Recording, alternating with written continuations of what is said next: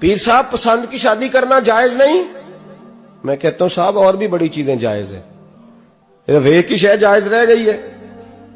رسول پاک صلی اللہ علیہ وسلم سوائے اللہ کے کسی کے پابند نہیں، کسی کے پابند نہیں۔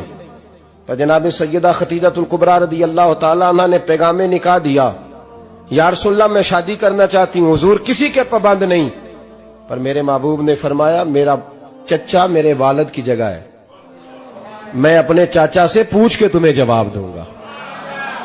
یہ ہے پسند کی شادی جو میرے نبی نے بیان فرمائی ہے۔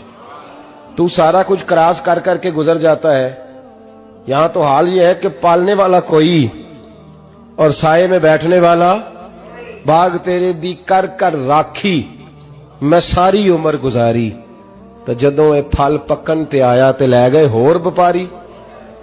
اور بیٹا گزرتا ہے اماں کے دروازے کے آگے سے، اماں کے دروازے کے آگے بیٹا امرود لے کے آیا ہے 6 کلو۔ توجہ ہے میری بات پر؟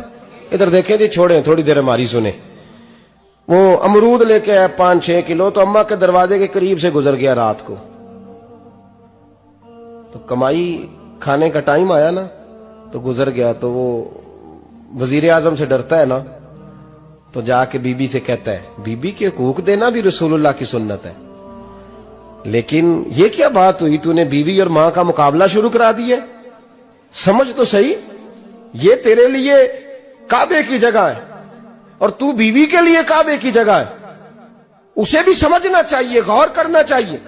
5 کلو امرود لے کے تو ماں کے کمرے کے قریب سے گزر گیا ہے، بی بی کو جا کے کہتا ہے چل آدھا کلو اماں کو بھی دے آ، اس کے کون سے دانت ہیں، تو پلیٹ میں ڈال کے وہ لائی ہے۔ تو سمجھا ہی نہیں، تو نے غور ہی نہیں کیا۔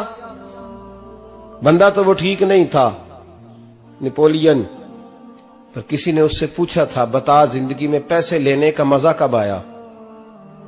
اس نے کہا کہ مجھے مزہ تب آتا تھا کہ میں اپنی ساری کمائی لا کے اپنی اماں کے ہاتھ پہ رکھتا تھا، اور پھر جب میں اپنی ماں سے تھوڑا تھوڑا خرچہ لیتا تھا نا، تھوڑا تھوڑا، توجہ ہے میری بات پہ؟ اماں جی 10 روپے دے آجے، کہتا جب میں تھوڑا تھوڑا خرچہ لیتا تھا نا، تو مجھے یوں لگتا تھا جیسے میں بادشاہ وقت کے سامنے کھڑا ہوں اور وہ خزانے کا منہ کھول کھول کے مجھے دیتا جا رہا ہے۔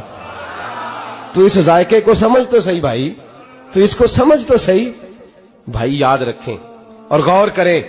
ماں اور باپ، اور پھر یہ بھی سن لیں، نبی پاک صلی اللہ تعالی علیہ وآلہ وسلم نے ماں باپ کے لیے فرمایا ہما جنتک و نارک، یہی تیری جنت ہے اور یہی تیرے لیے جہنم ہے۔ اگر یہ راضی ہو گئے تو تیرے لیے جنت ہے، ناراض ہو گئے تو چاہے تو 100 پیر کے مزار پہ حاضری دے آ، لیکن جب تک ابا راضی نہیں اتنی دیر تک اللہ راضی۔ یہ حدیث پاک ہے، حضور نے فرمایا جس کے والد راضی اس کا اللہ راضی، اور جس کا باپ ناراض اس کا اللہ۔ ہاں بے شک، اب یہ حدیث